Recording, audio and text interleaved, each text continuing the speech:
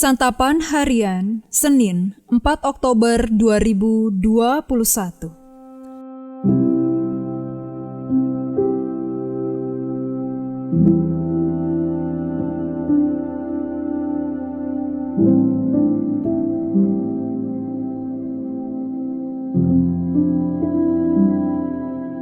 Inilah program Santapan Harian, sebuah program yang mengajak Anda menelusuri isi Alkitab, agar Anda menemukan makna firman Tuhan sesuai dengan konteksnya.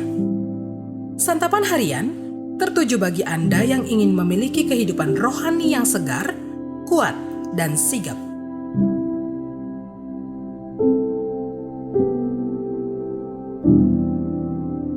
Hari ini kita akan membaca Amos pasalnya yang ke-7, ayatnya yang pertama hingga ayatnya yang ke-9.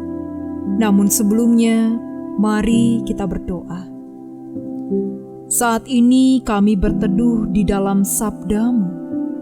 Saat ini kami bergemar di dalam firman-Mu. Perkenankanlah kami di dalam perenungan ini bersama-Mu ya Kristus. Di dalam nama-Mu, Kristus Yesus, kami berteduh. Amin.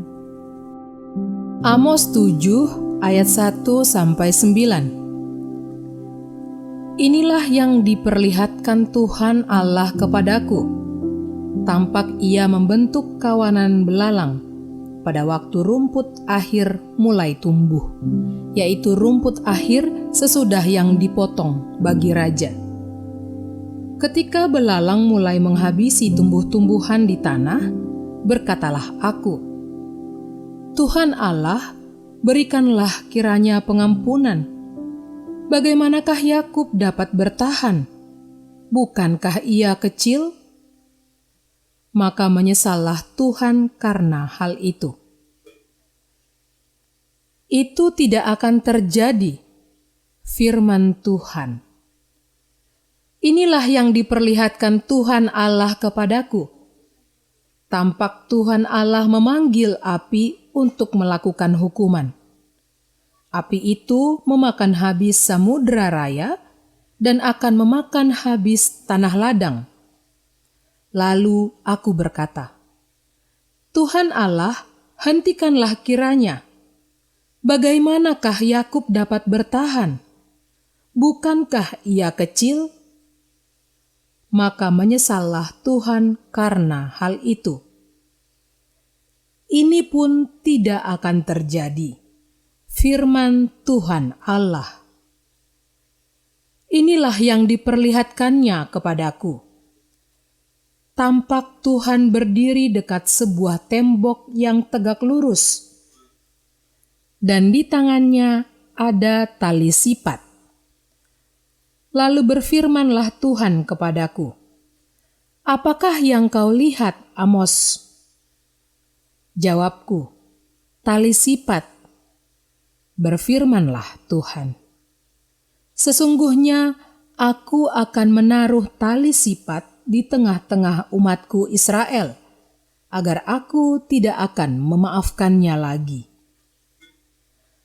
Bukit-bukit pengorbanan daripada Ishak akan dilicin tandaskan, dan tempat-tempat kudus Israel akan diruntuhkan.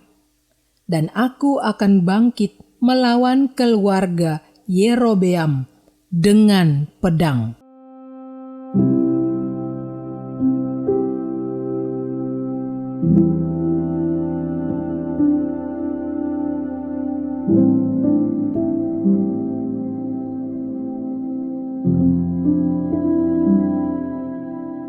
Sahabat Santapan Harian, hukuman seringkali dianggap sebagai sebuah tindakan yang negatif dan juga kejam.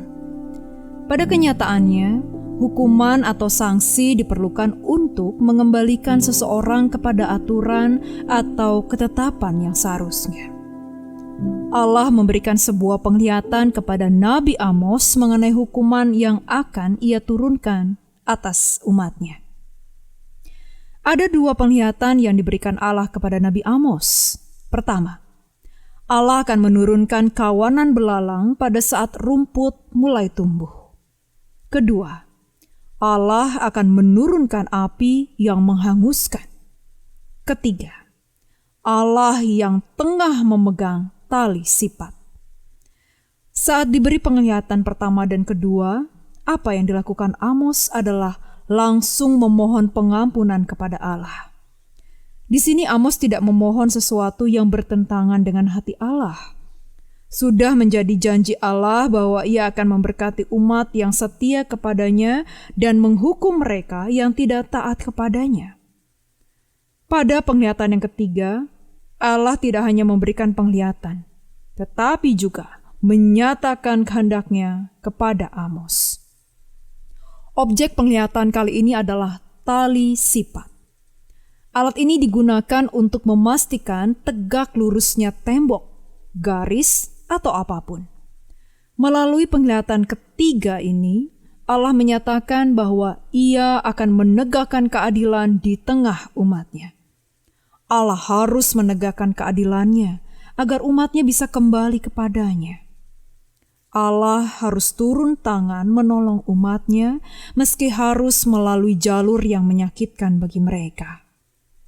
Sadar atau tidak, setiap kali kita jatuh dalam dosa, Allah terus berinisiatif membawa kita kembali kepadanya dengan berbagai cara. Berapa kali kita mengecewakan Allah? Sebanyak itu pula Allah akan membawa kita kembali kepadanya. Keadilan Allah bagi umatnya bukanlah sebuah kekejaman, melainkan kasih yang nyata. Ia ingin kita kembali menjadi umat yang kudus dan berkenan kepadanya. Karena itu, jadilah peka terhadap teguran Allah dan hiduplah sesuai standar yang ditetapkannya. Mari kita berdoa. Tidak ada yang dengan setia menuntun kami dan menantikan kami berubah sebesar Engkau ya Tuhan, yang dengan setia menanti dan menuntun kami kepada perubahan. Tidak ada yang bersedia menerima kami dengan penuh kasih dan kesabaran seperti Engkau ya Kristus yang menerima kami. Saat ini kami berjanji untuk senantiasa hidup menyenangkan Engkau. Di dalam kasih-Mu Kristus Yesus kami berdoa. Amin.